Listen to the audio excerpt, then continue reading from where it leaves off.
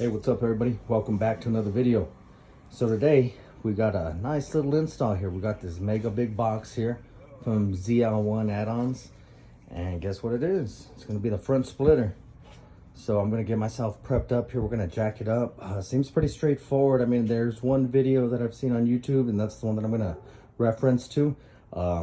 Let's get it started. Let's see how easy this is. Be right back.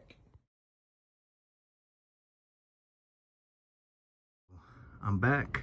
Got the car jacked up. First step, we're gonna go ahead and take off these 5 screws that are back over here. See them going around to that end over there. They're gonna be 7mm. Let's go ahead and take those off. All right, guys, so this is what I got. So I have 16 of the rib nuts there. Got 15 screws. I have 15 washers. I need to pull out the front splitter. Count how many holes are there. This, I have a 9 and 9 washers. So I know that I'm going to need 5 for the middle, and I guess 2 for each side.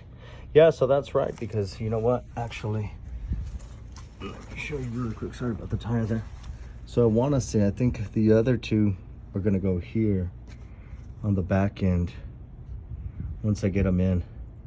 So I need to see how these are gonna go. There are all the little holes all the way down there, all the way across.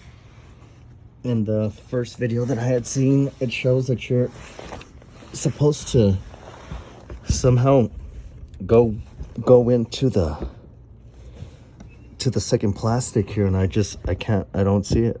Like, I stick my finger through here. It won't fit, but see, there's nothing else for it to attach to, nothing to hold on to. So I'm gonna have to try to figure that out and see how we could work that. May have to just slip in the rib nut just like that, and hopefully it attaches. I don't see where else it would attach to. I went ahead and I pulled out the splitter here. I wanted to count the holes that this has on it to find out where each screw is gonna go. So the 9 that we have are the small screws. Those are right. So you're gonna have 5 right here in the front, and then you're gonna have the other 2 on either side, and that makes the 9. Counting these other holes, you have 1 right here, 2, 3, 4, 5, 6, 7, 8, 9, 10, 11, 12, and 13 over here. So again, with these, I had 16 and 15. So I guess I got a couple of extras. I don't see where else they would go. I'm gonna take off the plastic, try to align it, and yeah, hopefully everything lines up accordingly so we can go ahead and get these rib nuts in there and get it up and mounted.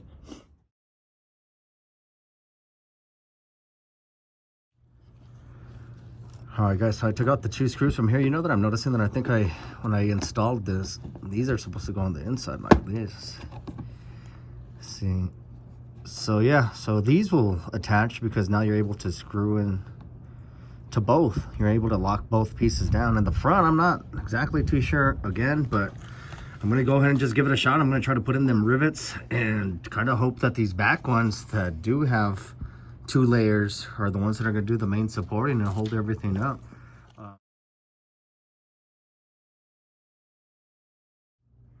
All right, y'all, so I went ahead and did some drilling.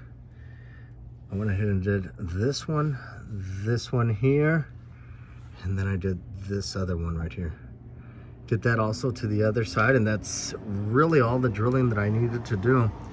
So if we move up to the front, like some of these pre-existing holes that are already here, like that one, this one, I have this little rivet. I'm trying to fit it in just like that. And I mean, look, there's no need to drill it. I mean, it'll go in, and I'm sure once you crimp it, and that's what's gonna hold it. That's what's gonna hold it in there. So these fit pretty snug. These over here, look at it sinks right in. I mean, there's no reason really to drill it. You may clear it up a little bit if you want. I mean, I kind of like that it's nice and snug like that. It kind of just gives me that added protection that it's probably gonna be firm in there. But so yeah, so my next part is I'm gonna come back in here now with that rib nut tool, and I'm gonna go ahead and stick all these riv nuts in here, get them into the back and everything. And then the last step is just going to be to get this splitter put on. Let me just go ahead and yank this guy out now because I think I may have got him a little bit stuck. But I'll be right back once I start inserting these. So hey guys, really quickly, so the tool that I got, just picked this up at Harbor Freight, went there this morning. I had shown a picture of this. I thought this one was actually going to work for me. And I mean, the size is right, the 3/8 is right. I wound up having to use one of the other ones that I have. And the reason why is just because of the positioning. If you see this, look at, I mean, it's kind of, I would have to have picked up the jack stands a little bit to higher it. So I could have even gone with a little bit of a shorter drill bit, but that's just the smallest one that I had in that size. But yeah, just something for you guys to know, just depending on how you're going to do this. If it's going to be lifted up in the air, then no problem. But if you're on jack stands, then yeah, you may want to get a smaller drill bit.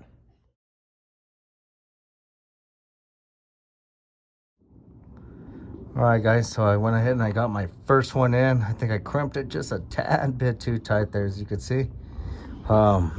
It's my first time doing this. I've never done this before, you know. Let's see if I could show you the top side where it locked down.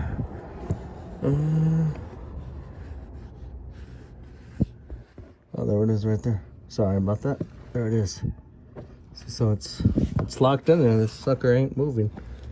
It's not gonna move. So I guess I'm just gonna continue that all the way down. I'm just trying not to do it so tight. All right guys, so I'm back.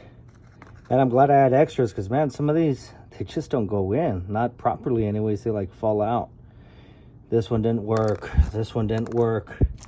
This one actually came with a riv nut gun, which is good because I've had to use a couple of those. So I've got them all pretty much in, all the way down. If you could start seeing, I mean, they're in.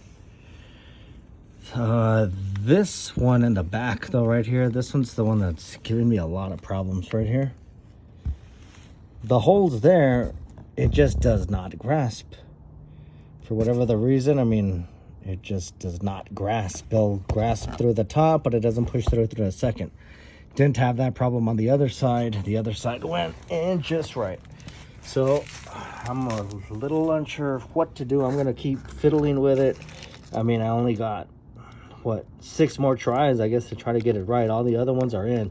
Again, I'm lucky that I had these extras because if not, I wouldn't have made it. Let me keep dealing with it and hopefully I get it in. And I'll start putting on the splitter, show you guys how it looks. All right, guys, so I'm back. I got them all in. Well, almost all of them. Got the majority of them in. So I'm missing 2, and they're gonna be the side ones right here. You see where this hole is? So this one, when I was trying to screw it in, it just popped out. The one on the opposite end, on the same spot, kind of had the same thing. It was hard to get the rivet into it.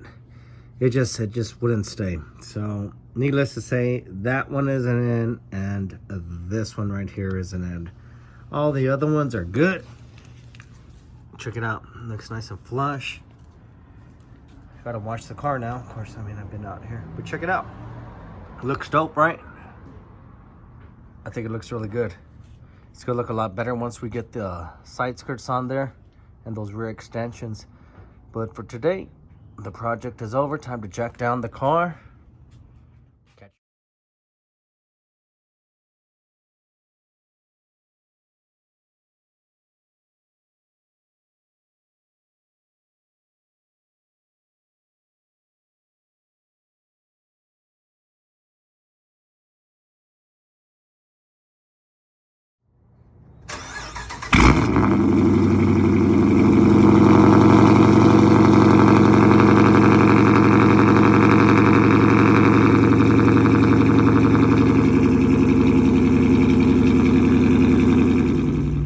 All right, guys, so I just got done for the day.